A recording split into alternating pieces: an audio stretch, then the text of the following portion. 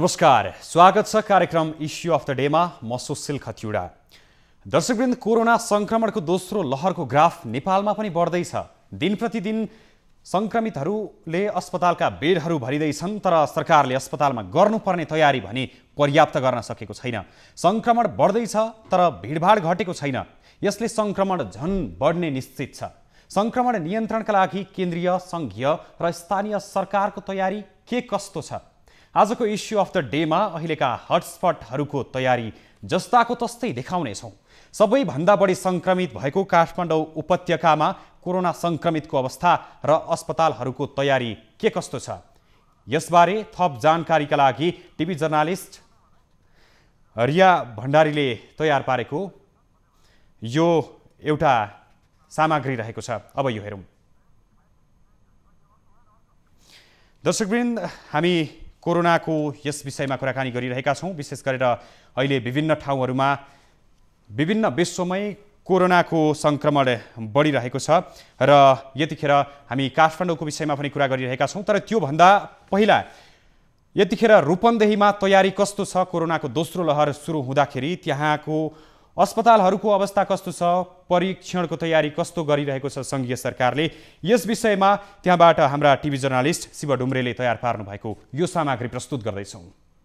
दर्शकवृन्द, म यति बेला लुम्बिनी प्रदेशको प्रादेशिक अस्पतालद्वारा सञ्चालित एकमात्र यो पुतोलमा रहेको लुम्बिनी प्रादेशिक अस्पतालद्वारा सञ्चालित कोरोना विशेष अस्पतालमा यति बेला उभिरहेको छु, जुन धागो कारखाना लिमिटेडमा अस्थायी रूपमा यहाँ सञ्चालन भइरहेको छ। यति बेला यो अस्पतालको अवस्थाको बारेमा म यहाँलाई जानकारी गराउन चाहन्छु। यो अस्पतालमा 17वटा भेन्टिलेटर, आइसियू सहितका बेडहरू छन् र 17वटा यति बेला पूर्ण रूपमा भरिएको अवस्थामा छन् र आज मात्रै लुम्बिनी प्रदेशमा 4 जनाले ज्यान गुमाइसकेको अवस्था छ।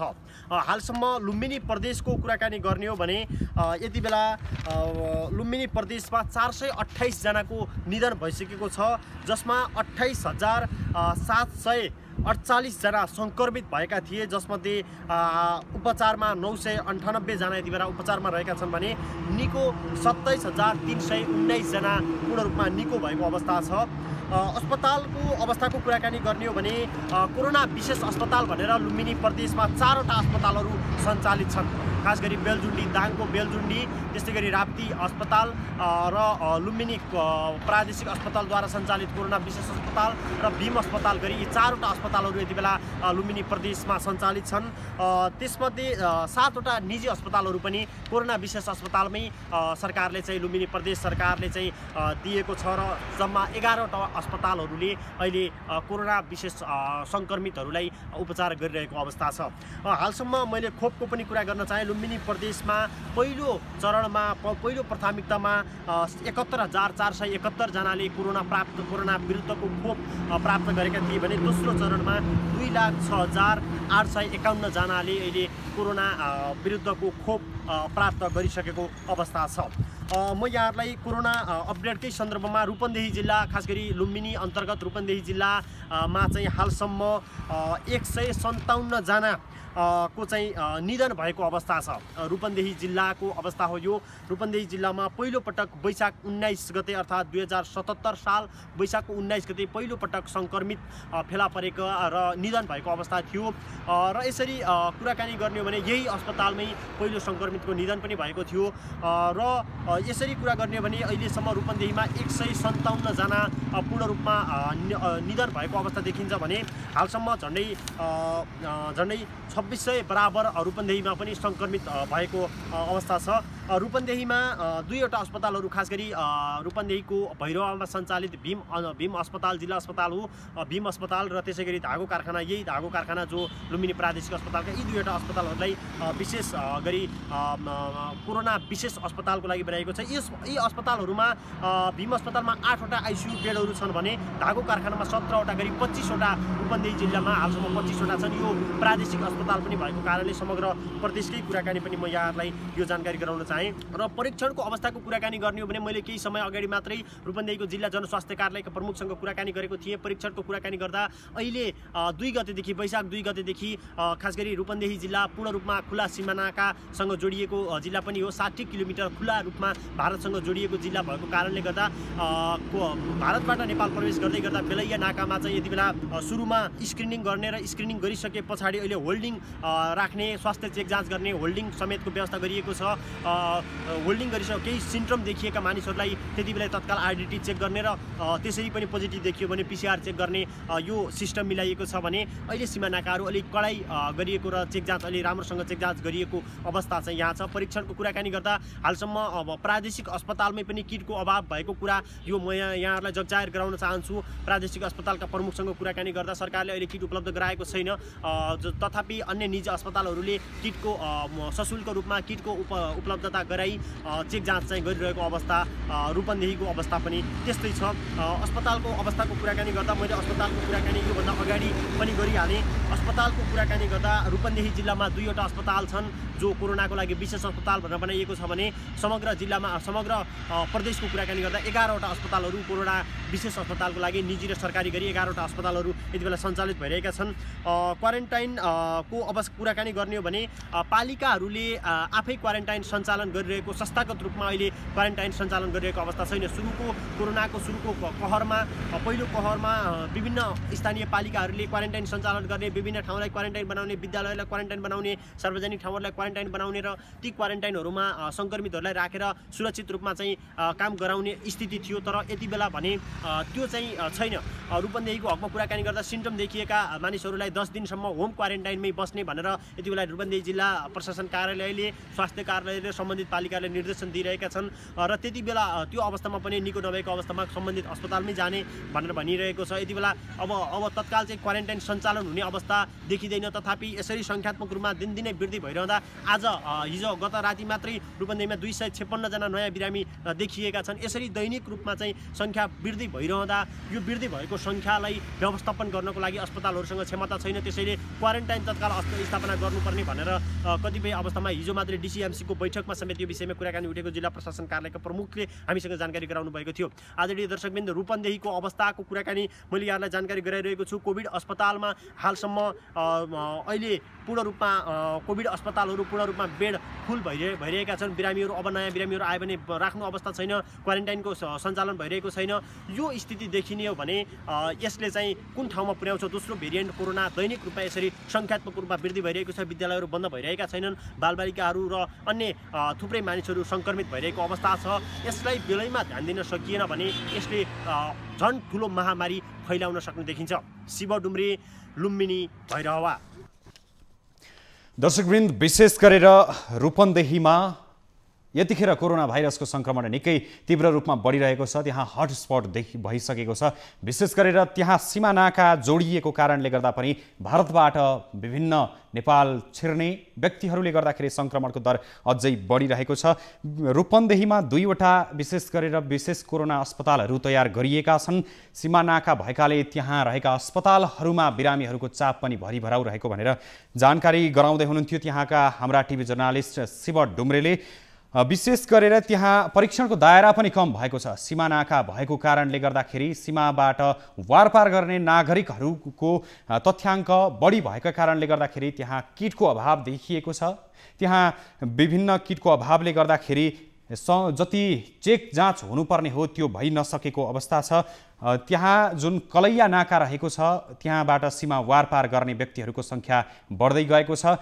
भारतबाट नेपाल प्रवेश गर्ने क्रमले गर्दाखेरि जुन अहिले कोरोनाको दोस्रो लहर रहेको छ, दोस्रो लहरमा यतिखेर हटस्पट बनेका यस्ता विभिन्न ठाउँहरू रहेका छन्।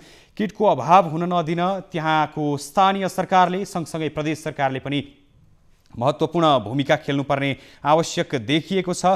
रूपन्देहीमा विशेष गरेर आइसोलेसन त्यस्तै क्वारेन्टाइनहरू निर्माण त भएका छन्, तर व्यवस्थित नभएका कारणले गर्दाखेरि त्यहाँ निकै समस्या पनि झेल्नु परिरहेको अवस्था रहेको छ। यस्तै दर्शकवृन्द, कोरोनाको दोस्रो लहर सुरु भएसँगै विभिन्न अति प्रभावित 14 जिल्लाहरूलाई सरकारले अति प्रभावित घोषणा गरेको छ र यी अति प्रभावित जिल्लाहरूमा कोरोनाको दोस्रो लहरले कोरोनाका बिरामीहरूले त्यहाँ रहेका अस्पतालहरू भरिभराउ भएका छन्। त्यस्तै गरेर हटस्पट रहेका यस्ता जिल्लाहरूमा विभिन्न जुन कोरोनाका संक्रमितहरू देखिएका छन् उनीहरूलाई आइसोलेसन त्यस्तै गरेर क्वारेन्टाइनमा राखिएको छ र यस्ता हटस्पट भएका ठाउँहरू विशेष गरेर काठमाडौँ एउटा हटस्पट बनेको छ।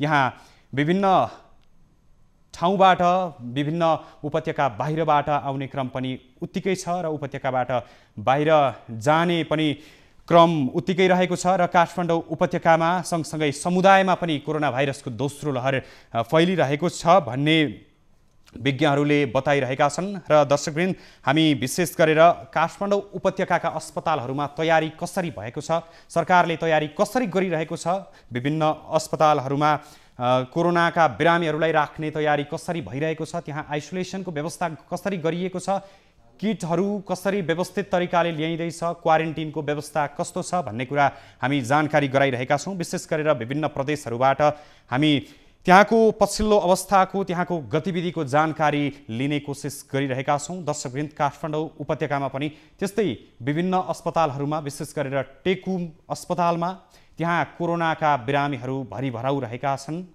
र त्यहाँ जुन चेक जाँच गर्न पनि निकै समस्या भइरहेको छ।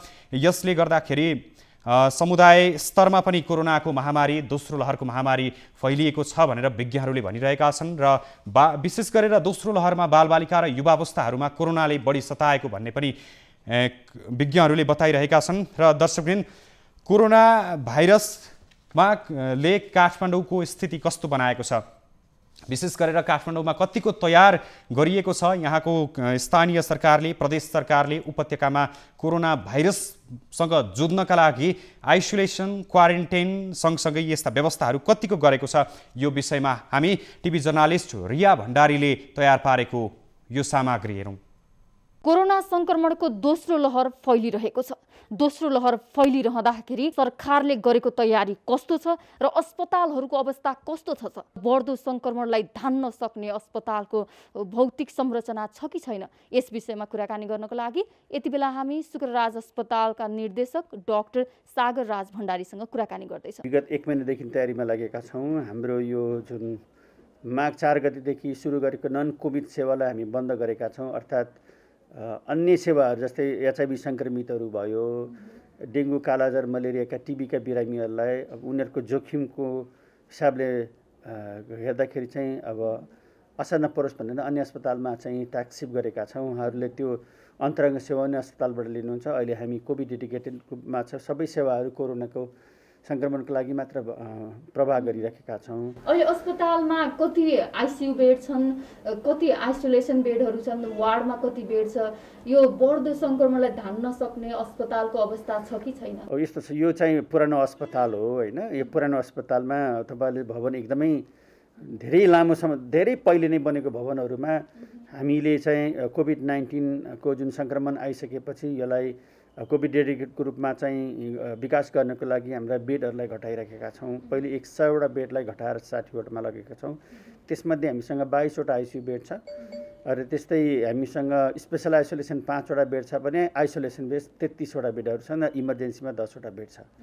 भन्दाखेरि 70वटा बेड हामी अस्पतालमा छ र अहिले हाम्रो यो अस्पतालको आइसोलेसनमा 16जना जुन विभिन्न गम्भीर प्रकारका बिरामीहरू चाहिँ उपचाररत हुनुहुन्छ। त्यसमध्ये 7जना भेन्टिलेटरमा हुनुहुन्छ। त्यस्तै स्पेसल आइसोलेसनमा चाहिँ 5 बेडमा 6जना बिरामीहरू हुनुहुन्छ। त्यस्तै आइसोलेसनमा चाहिँ 11जना बिरामी हुनुहुन्छ। अहिले भेन्टिलेसनमा भएको बिरामीहरूको उमेर समूह चाहिँ कुन छ? किनकि पछिल्लो समय युवा र बालबालिकालाई युवा भन्नाले अहिले धेरै जसो चाहिँ 50 वर्षदेखि मुनिका व्यक्तिहरू हुनुहुन्छ प्रायः जसो होइन। अहिले चाहिँ यो बिचमा 1 हप्तामा हामी 2जना व्यक्तिलाई पनि गुमाइसकेका छौँ। दुवैजना चाहिँ 40-42 वर्षको उमेरका व्यक्तिहरू हुनुहुन्छ र अहिले देखिएको छ जुन दोस्रो चरणको सङ्क्रमण आइसकेपछि युवाहरूको चाहिँ सङ्क्रमण हुने दर बढी देखिएको छ र हामी जुन पिसिआर जुन परीक्षण गर्छौँ पिसिआर परीक्षण गर्ने क्रममा पनि 36जना मध्ये 3जना मात्र 50 वर्ष माथि नागेका व्यक्तिहरू हुन्छ। अन्य सबै चाहिँ 50 वर्ष मुनिका हुनुहुन्छ।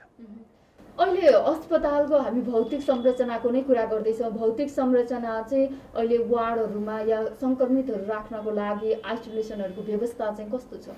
आइसोलेसनको यो बेड यो जति नै पहिले नै यो बनाइएको बेडमा चाहिँ यसमा बेड थप्न मिल्दैन, किन भन्दाखेरि यो कोरोना के अरे कोभिड डेडिकेटेड हस्पिटल भएको भएर यसमा चाहिँ सबै मेसिनरीदेखि लिएर अक्सिजनका जो पोइन्टहरू सबै यसरी नै त्यही डिजाइनले बनाइएको चाहिँ यसमा बेड राख्न मिल्दैन। तर अहिले गम्भीर प्रकारका बिरामीहरू चाहिँ धेरै आउने मध्यनजर गरेर आइसकेको पनि छ, त्यसकारण चाहिँ हामीले अहिले फेरि 4वटा भेन्टिलेटर बढाएर चाहिँ 12वटा भेन्टिलेटर चाहिँ हामीले पुऱ्याएका छौँ। त्यस्तै गम्भीर प्रकारका बिरामी जसलाई चाहिँ सास फेर्न एकदमै गाह्रो छ उहाँहरूलाई यो चाहिँ भेन्टिलेटरमा राख्न भेन्टिलेटरको सङ्ख्या बढाइराखेका हौँ। र त्यस्तै हाम्रो ह्युमन रिसोर्स पनि थप हामीले ह्युमन रिसोर्सका लागि चाहिँ विभाग र मन्त्रालयले चाहिँ हामीले अनुरोध गरेका छौँ र विशेषमा हामीले थपिरहेका छौँ। त्यस्तै हाम्रो लजिस्टिक सपोर्टको लागि पनि त्यसरी व्यवस्थापन गरिरहेका छौँ। यो गत वर्ष धेरै बेडहरू नपाएर आइसियु बेडहरू नपाएर फर्किनु परेको थियो। अब यो दोस्रो लहर पनि फेरि सङ्क्रमण बढिरहेको अवस्था छ। यो वर्ष पनि त्यस्तो अवस्था नआउला भन्न सकिन्छ या अहिले सरकारले तयारी अझै राम्रो गरिरहेको अवस्था? अब यस्तो छ, यो तयारी भनेको त सबै एउटा अस्पतालले मात्र तयारी गरेर भएन, सबै अस्पतालले नै गर्नुपर्छ। काठमाडौँ उपत्यका चाहे त्यो प्राइभेट होस् अथवा सरकारी होस् चाहे अन्य अस्पतालले पनि आफ्नो चाहिँ क्षमताअनुसार चाहिँ यो कोभिड-19 को केस म्यानेजमेन्टको लागि चाहिँ स्पेसल बेडहरू छुट्याउनुपर्छ। र ठुला अस्पतालले कोभिड-19 का केसहरू जुन पहिले चाहिँ रिफर गर्ने गरेको थियो प्लिज उहाँले रिफर नगरिकन आफ्नै अस्पतालमा राखिदिनुहोस्। जुन तपाईँले बिचमा चाहिँ जुन सेवा पुर्याइराख्नु भएको त्यसरी नै सेवा पुर्याइदिनुहोस्। र अर्को कुरा यो चाहिँ सबै सङ्क्रमित बिरामीहरूलाई अस्पतालमै भर्ना गर्नुपर्छ भन्ने छैन। जसका लक्षणहरू हल्का प्रकारका लक्षणहरू साधारण प्रकारका लक्षण ती बिरामीहरूलाई घरमै पनि अथवा होम आइसोलेसनमा पनि राख्न सकिन्छ। अहिले चाहिँ नयाँ भेरिएन्टहरू पनि कुरा भइरहेको छ, जस्तो युके भेरिएन्ट, विभिन्न ब्राजिल भेरिएन्ट, अफ्रिकन भेरिएन्टहरू र अहिले अझै डबल म्युटेड पनि कुरा आइरहेछ होइन?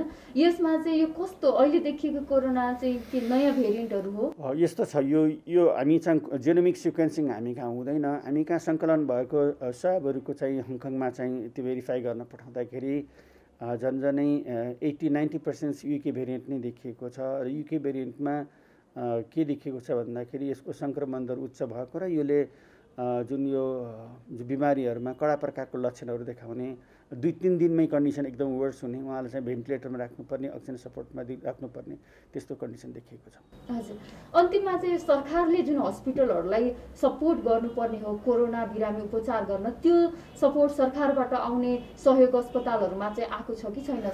यो सरकारी अस्पताल भएकोले चाहिँ स्वास्थ्य मन्त्रालयको सपोर्ट बेगर चाहिँ हामी केही पनि गर्न सक्दैनौँ। आजका दिन चाहिँ हामीले राम्रो सपोर्ट पाइराखेका छौँ र आशा छ आउने दिनहरूमा बढ्ने सङ्क्रमितहरू बढ्ने हिसाबले गर्दाखेरि यो चाहिँ हामीको माग अनुसार स्वास्थ्य मन्त्रालयले बजेटदेखि लिएर ह्युमन रिसोर्स म्यानेजमेन्टदेखि लजिस्टिक सपोर्टको लागि चाहिँ सपोर्ट गर्ने जुन एउटा चाहिँ वचन हामीले पाइसकेका छौँ, त्यो सपोर्ट हुन्छ नै। धन्यवाद। अर्को एउटा छुट्यो नि, काठमाडौँ उपत्यकामा कोरोना सङ्क्रमणको दोस्रो लहर फैलिरहँदाखेरि अस्पतालका बेडहरू पुनः भरिन थालेका छन्। अस्पतालको बेडहरू भरिँदै जाँदाखेरि यो वर्ष पनि गत वर्ष जस्तै सङ्क्रमितहरूले अस्पतालमा बेड नपाउने समस्या फेरि दोहोरिन थालेको छ। सरकारले तयारी कस्तो गरेको छ त? अस्पतालको भौतिक संरचनामा कतिको तयारी गरेको छ त? गत वर्षको सङ्क्रमणबाट पाठ सिकेर पनि के सरकारले साँच्चै तयारी गरेको छ त भनेर आज हामीले अस्पतालहरूको अवस्था बुझ्न विभिन्न अस्पताल पुग्यौँ। काठमाडौँ उपत्यकाका विभिन्न अस्पतालहरूको अवस्था हेर्दाखेरि उपत्यकामा सरकारी तथा निजी अस्पतालहरूमा 6371 जनरल बेड रहेका छन्। त्यसै गरी 545 आइसोलेसन बेड रहेका छन्। 454 आइसियु बेड र 214 भेन्टिलेटर तयारी अवस्थामा रहेको भनेर सरकारले बताइरहेको छ। गत वर्षको तथ्याङ्क पनि यही नै थियो र गत वर्षबाट पाठ सिकेर सरकारले महामारीको लागि फेरि तयारी गर्नुपर्ने हो। जुन भौतिक संरचनाहरूमा अस्पतालको बेडहरूमा तयारी बढाउनु पर्ने हो त्यो बढाएको देखिँदैन। त्यसैले पनि बढ्दै गएको सङ्क्रमणको महामारी यदि बढ्दै गयो भने अझै यही रफ्तारमा बढ्यो भने अझै भयावह स्थिति आउन सक्छ र सबैले जनस्वास्थ्यका मापदण्ड पालना गर्नुपर्छ। किनभने फेरि अस्पतालमा बेड नपाउने र एकदमै सिकिस्त बिरामी हुँदाखेरि गम्भीर अवस्थामा पुग्दाखेरि अस्पतालमा भेन्टिलेटर नपाउने, आइसियु बेड नपाउने समस्या फेरि आउन सक्छ। त्यसैले पनि यस्तो अवस्थालाई मध्यनजर गर्दै हामी सबैले जनस्वास्थ्यका मापदण्डहरू अपनाउन आवश्यक छ। क्यामेरामा मदन सापकोटाका साथ टिभी जर्नलिस्ट रिया भण्डारी, काठमाडौँ। दर्शकवृन्द, भर्खरै हामीले हेऱ्यौँ काठमाडौँ उपत्यकामा सरकारले कोरोना भाइरस नियन्त्रणको तयारीका लागि के कस्ता उपायहरू अपनाइरहेको छ। रिया भण्डारीले तयार पार्नु भएको यो सामग्री जसमा हामीले हेऱ्यौँ पछिल्ला दिनहरूमा कोरोना भाइरसको दर निकै बढिरहेको छ। यो जुन पछिल्ला दिनहरूमा कोरोना भाइरसको सङ्ख्याहरू बढिरहेको छ, यसले कोरोना भाइरसले फेरि कस्तो अवस्था निम्त्याउन सक्छ भन्ने सहजै यो जुन निम्त्याएको छ जसलाई सहजै अनुमान लगाउन सकिने अवस्था रहेको छैन। दर्शकवृन्द, काठमाडौँ उपत्यकाका विभिन्न अस्पतालहरूमा यतिखेर कोरोना भाइरसका बिरामीहरू रहेका छन् र कोरोना भाइरसका बिरामीहरूले त्यहाँ रहेका बेडहरू, त्यहाँ रहेका आइसोलेसनहरू पनि भरिभराउ हुन थालेका छन्। विशेष गरेर दर्शकवृन्द, यो जुन दोस्रो लहरमा कोरोना भाइरस अहिले देखिरहेको छ, यसले 50 वर्ष मुनिका युवाहरू सँगसँगै बालबालिकाहरूलाई बढी प्रभावित पारिरहेको छ, जसले गर्दाखेरि गत वर्षकै जस्तो फेरि पनि लकडाउन हुने हो कि भन्ने एउटा आम नागरिकमा पनि शङ्का उत्पन्न हुन थालेको छ र बिस्तारै बीचमा कोरोनाको जुन दर थियो कमी आएको थियो र त्यसपछि फेरि अहिले जुन नयाँ सङ्क्रमण दर बढ्दै गएको छ, यसले फेरि अब आउने अवस्था कस्तो हो भन्ने कुरा सहजै अनुमान लगाउन सकिने अवस्था पनि नरहेको छ। र दर्शकवृन्द, यतिखेर स्थानीय सरकार, त्यसै गरी प्रदेश सरकार र केन्द्रीय सरकारले पनि कोरोना भाइरस न्यूनीकरण नियन्त्रणका लागि विभिन्न उपायहरू अपनाउन आवश्यक छ र पर्याप्त कोरोना अस्पतालहरू सँगसँगै आइसोलेसन बेडहरू, त्यस्तै कोरोनाबाट ग्रसित भएका बिरामीहरूलाई उपचारका लागि भेन्टिलेटरहरू उपलब्ध गराउन पनि निकै आवश्यक देखिएको छ। र दर्शकवृन्द, हामी निरन्तर न्युजमा छौँ, अहिलेलाई ब्रेक। दर्शकवृन्द, हामी कार्यक्रम इस्यु अफ द डेमा छौँ र विशेष गरेर आज कोरोना भाइरस जुन दोस्रो लहर देखिएको छ, यसको तयारी स्थानीय सरकारले, त्यस्तै प्रदेश सरकारले र केन्द्रीय सरकारले कसरी गरिरहेको छ, विभिन्न प्रदेशहरूमा कोरोना अस्पतालको तयारी कसरी भइरहेको छ, त्यस्तै गरेर आइसोलेसनको तयारी कसरी भइरहेको छ, क्वारेन्टिनको तयारी कसरी गरिएको छ र कोरोना भाइरसको दोस्रो लहर नियन्त्रणका लागि के कस्ता पहलहरू भइरहेका छन्, आज हामी यो विषयमा विभिन्न प्रदेशहरूबाट पठाउनुभएका हाम्रा टिभी जर्नालिस्टहरूले तयार पार्नुभएका सामग्रीहरू प्रसारण गरिरहेका छौँ। र अब फेरि पनि लाग्न चाहन्छौँ दर्शकवृन्द प्रदेश नम्बर 1 तर्फ, जहाँ हाम्रा टिभी जर्नालिस्ट तारा आचार्यले तयार पार्नुभएको यो सामग्री हेरौँ। प्रदेश नम्बर 1 मा 30,500 भन्दा बढी कोरोना सङ्क्रमितहरू भेटिएका छन्। दोस्रो चरणको कोरोना सङ्क्रमण आएपछि 265 जना सक्रिय सङ्क्रमितहरू रहेका छन् भने 265 जना चेक गर्दाखेरि 39 जना कोरोना सङ्क्रमितहरू पाइएको प्रदेश सरकारले जानकारी दिएको छ। प्रदेश नम्बर 1 मा दिनौँ जसो कोरोना सङ्क्रमितहरू थपिन थालेपछि बन्द रहेको यो कोभिड अस्पताल पनि अहिले सञ्चालनमा आएको छ। यो कोरोना अस्पतालमा 10 जना सङ्क्रमितहरूको उपचार गराइराखेको छ भने 4 जनालाई आइसियुमा राखेर उपचार गरिराखेको छ भने 6 जनालाई एसडियुमा राखेर उपचार गरिराखेको यस अस्पतालका व्यवस्थापकले जानकारी दिएका छन्। विराटनगरमा सञ्चालित कोभिड-19 उपचार केन्द्रमा 180 वटा बेडहरू रहेका छन्। यो अस्पतालमा 30 वटा भेन्टिलेटर रहेका छन् भने अन्य बेडहरू एसडियु र आइसियुका बेडहरू रहेका छन्। लक्षण देखेका बिरामीहरूलाई मात्र यो अस्पतालमा उपचार गरिन्छ भने सामान्य लक्षण भएका बिरामीहरूलाई, सामान्य लक्षण भएका सङ्क्रमितहरूलाई होम आइसोलेसनमा बस्न भनेर आग्रह गरिने गरेको यस अस्पतालका व्यवस्थापक समितिले जानकारी दिएका छन्। 20 वटा बेड जति एसडियु र आइसियु, यानि कि 8 वटा आइसियु र 12 वटा एसडियुको थियो। त्यसपछि त 50 वटा बेड पहिला जेनरल थियो। पछि भयो के भन्दाखेरि बिरामीको त्यतिखेर सङ्क्रमितहरूको सङ्ख्या बढ्दै गएपछि भयो के त हाम्रा ल्याबका लागि जुन छुट्याएर राखेका थियो कोठाहरू, त्यो कोठाहरूमा समेत हामीले जेनरल बेडहरू पछिबाट थप्न थाल्यौँ र 70 वटासम्म बनाएको। मुख्य नाका जोगबुनी प्रयोग गर्दै आउनेहरू लगभग दैनिक 7 देखि 15 जनासम्म आउने गरेका छन्। उनीहरूमा एन्टिजेन प्रयोग गर्दाखेरि 2 जनामा अहिलेसम्म पोजिटिभ देखिएको छ भने अन्यहरू चोर बाटोबाट आउने गरेकाले गर्दा सामान्य अवस्थामा मानिसहरू भेटिने गरेका छन्। तर ती खुल्ला बाटोबाट आउनेहरूले नै नेपालमा भयावह अवस्था ल्याउन सक्ने देखिएको छ। यो सरकारले र स्थानीय सरकारले र जिल्ला प्रशासन कार्यालयले खुल्ला बाटोमा कडाई गरिएको भनिए तापनि अहिलेसम्म त्यस्तो कुनै कडाई गरिएको पाइँदैन। खुल्ला बाटोबाट आउने जानेहरूको सङ्ख्या अत्याधिक मात्रामा बढेको छ। यसलाई रोक्नको लागि जिल्ला प्रशासन कार्यालयले भोलिका दिनदेखि कडाई गरिने भनेर जानकारी दिएको छ। न्युज 24 टेलिभिजनका लागि तारा आचार्य, विराटनगर। दर्शकवृन्द, टिभी जर्नालिस्ट तारा आचार्यले प्रदेश नम्बर 1 मा कोरोनाको अवस्था कस्तो छ, त्यहाँ कस्तो तयारी भइरहेको छ, जुन दोस्रो लहर देखिएको छ यसको नियन्त्रणका लागि भनेर हामीलाई जुन सामग्री प्रसारण गरेका छौँ। विशेष गरेर प्रदेश नम्बर 1 पनि भारतसँग सीमा जोडिएका जिल्लाहरू भएकाले, त्यहाँ खुल्ला सिमानाका भएकाले त्यहाँ पनि अत्याधिक मात्रामा कोरोनाको दोस्रो लहरका बिरामीहरू फेला पर्ने जुन आङ्कलन गरिएको छ। सिमानाकामा कडाई हुन सकेको छैन। अझ खुल्ला सिमाना भएकाले चोर बाटो भएर आएका जुन व्यक्तिहरू हुन्छन् उनीहरूको परीक्षण पनि नहुँदाखेरि सङ्क्रमणको दर अझ बढ्ने जुन आङ्कलन पनि गर्न सकिन्छ। किनभने यसरी परीक्षण नगरिकन आउँदाखेरि त्यसले समुदाय स्तरमा प्रत्यक्ष असर पार्ने भएकाले कोरोनाको जुन दोस्रो लहर रहेको छ यसले अझै भयावह स्थिति हुन्छ कि भन्ने पनि एउटा आङ्कलन गर्न सकिन्छ। र दर्शकवृन्द, प्रदेश नम्बर 2 को अवस्था कस्तो रहेको छ, पर्साबाट हरिशङ्कर शर्माले एउटा सामग्री पठाउनु भएको छ।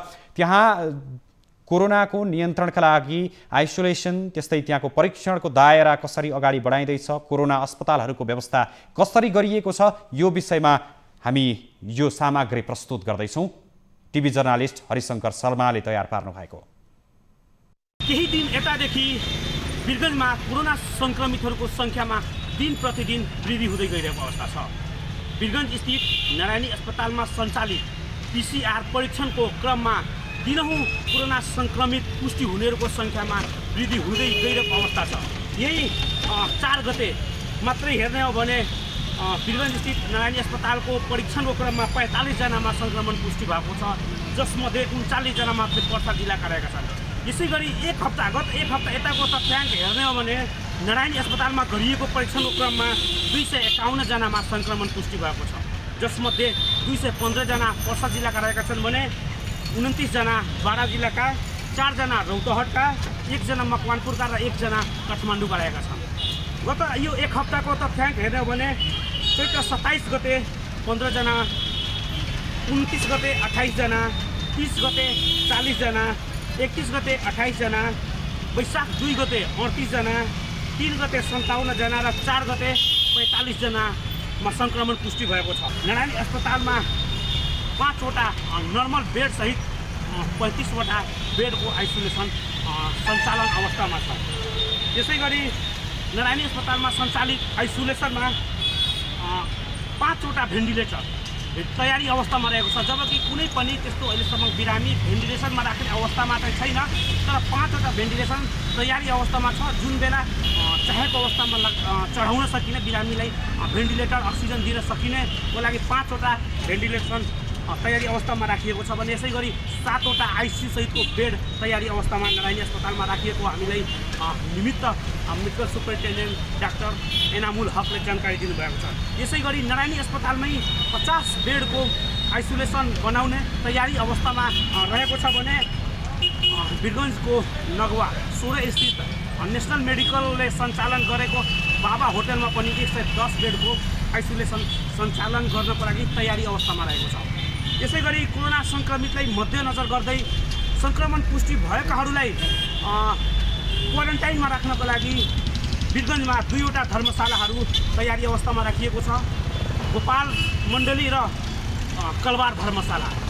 र बाँकी अधिकांश बिरामीहरू, अधिकांश सङ्क्रमितहरू अहिले पनि आफ्नो होम आइसोलेसनमा बसिरहेको अवस्था छ। किनभने होम आइसोलेसनमा एउटा बढी तनाव नहुने र आफ्नो परिवारबाट पनि यसो स्याहार सुसार गर्ने मौका पनि पाएकोले गर्दाखेरि बिरामीहरू चाँडै निको हुने गरेको यहाँका अस्पतालका चिकित्सकहरूको अनुभवले गर्दाखेरि र स्थानीय निकायको समन्वयमा अहिले अधिकांश बिरामीहरूलाई होम आइसोलेसनमा राखिएको अवस्था छ। यसै गरी अब यो भारतमा जसरी कोरोना सङ्क्रमितहरूको सङ्ख्यामा वृद्धि भइरहेको छ, यस अवस्थालाई मध्यनजर गर्दै नेपाल भारत सीमा क्षेत्रमा जुन चेक जाँचमा कडाई गरिएको छ, चेक जाँचमा तीव्रता पारिएको छ, तर हुन जति चेक जाँच हुन सकिरहेको छैन। साधारण चेक जाँच भइरहेको अवस्था छ। अहिलेसम्म नेपाल भारत सीमा क्षेत्रमा 15 दिन यताको तथ्याङ्क हेर्ने हो भने जम्मा 424 जनाको एन्टिजेन परीक्षण भएको छ भने जसमा 14 जनाको सङ्क्रमण पुष्टि भएको छ। त्यसै गरी नर्मल परीक्षण 4000 को हाराहारीमा भारतबाट आउनेहरूको नर्मल परीक्षण गरिएको छ। नर्मल भन्नुपर्दाखेरि साधारण फिभर चेक जाँच गरेर नेपाल प्रवेश गराउने भन्नुपर्दा यसले पनि कोरोना सङ्क्रमित भनेर पत्ता लगाउन कमै चान्स हुन्छ, किनभने अधिकांश सङ्क्रमितहरूमा लक्षण देखा नपर्न सक्छ। त्यसले गर्दाखेरि एन्टिजेन परीक्षणलाई पनि प्रभावकारी बनाउनुपर्छ। तर एन्टिजेन परीक्षण पनि सबैलाई गर्न सकिने अवस्था नरहेको कारणले गर्दाखेरि शङ्कास्पद लागेको व्यक्तिहरूलाई मात्रै एन्टिजेन परीक्षण गरिएको छ। जुन भारतको हट स्पटबाट जसरी युपी भयो, बङ्गाल भयो, त्यस्ता क्षेत्रहरूबाट आउने नागरिकहरूलाई यही सीमा क्षेत्रमा सुरक्षाकर्मीले रोकेर सोधपुछ गरेर उनीहरूको शङ्का लागेपछि एन्टिजेन परीक्षण गर्ने गरिएको अवस्था छ। दर्शकवृन्द, पर्साको अवस्था प्रदेश नम्बर 2 को अवस्था भनौँ उस्तै रहेको छ। वीरगञ्ज हटस्पट बनेको छ कोरोनाबाट र यस्तै पर्सा सँगसँगै यतिखेर बाँकीको अवस्था के रहेको छ, त्यहाँको तयारी कसरी भइरहेको छ भन्ने विषयमा टिभी जर्नालिस्ट भगतराम थारूले तयार पार्नु भएको यो सामग्री पनि प्रसारण गर्दैछौँ। यति बेला बाँकीको नेपालगञ्जमा कोरोना सङ्क्रमण हुँदै बढेको अवस्था देखिन्छ। पहिले हामी बाँकीमै 8-10 जना मात्रै कोरोना सङ्क्रमित पोजिटिभ भेटिएका हुन्थ्यौँ भने अहिले केही पछिल्लो समय 3-4 दिन यता हट्टै कोरोना सङ्क्रमण बढेको पाइन्छ। पछिल्लो केही दिन मात्रै हामी कोरोना पोजिटिभको सङ्ख्या हेऱ्यौँ भने एकदम हट्टै बढेको अवस्था छ, जसका कारण हामी बाँकेवासीलाई एकदम भयावह अवस्था देखिएको सिर्जना पनि महसुस गरिरहेका छौँ। हामी पछिल्लो समयमा बाँकेमा मात्रै केही दिन यता 5314 जना कोरोना सङ्क्रमित पोजिटिभ भेटिएको छ र जसमध्ये 4730 जना कोरोना निको भएर घर फर्किसकेको अवस्था छ। केही दिन यता मात्रै हामी हिजो मात्रै 200 जना कोरोना पोजिटिभ सङ्क्रमण देखिएको थियो भने आज मात्रै हामी 75 जना कोरोना सङ्क्रमित पोजिटिभ देखिएको छ, जसमध्ये हामी पोजिटिभ सङ्क्रमण एकदम भयावह अवस्था रहेको कारण यहाँका स्थानीय प्रशासन, स्थानीय गाउँपालिका लगायत वडाले पनि आइसोलेसनको व्यवस्था गरिरहेको अवस्था छ, जसका कारण हामीले नजिकै रहेको खजुरा गाउँपालिकाले पनि आइसोलेसन स्थापना गरेको छ। यस्तै कोलपुर नगरपालिकाले पनि कोलपुर नगरपालिकामा कोरोना विशेष अस्पताल नै सञ्चालन गरेको अवस्था छ भने नेपालगञ्जमा पनि भेरी अस्पताल लगायत व्हाइट हाउसमा आइसोलेसनको व्यवस्था गरिएको छ। अहिले स्थानीय प्रशासनले पनि संयमित भएर हिँडडुल गर्न र यो भिडभाड नगर्न आह्वान गरेको छ। आजदेखि नै बाँकेमा 7 दिनको लागि स्कुल प्रशासन स्कुलहरू पनि बन्द गरेको अवस्था छ। अब यहाँ लकडाउनको स्थिति पनि आउन सक्छ कि भन्ने कुरा यहाँको प्रशासनले जोड दिएको छ।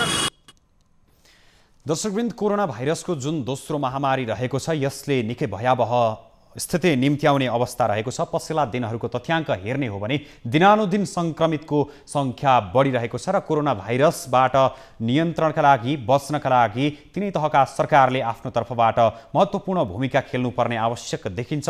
सँगसँगै नागरिकहरूले पनि आफ्नो ठाउँबाट मास्कको प्रयोग गर्न सँगसँगै कोरोना भाइरसबाट बच्नका लागि विभिन्न सामग्रीहरूको प्रयोग गर्न पनि आवश्यक देखिएको छ। र दर्शकवृन्द, कार्यक्रम इस्यु अफ द डे को आजका लागि निर्धारित समय सकिएको छ। हामी निरन्तर न्युजमा छौँ।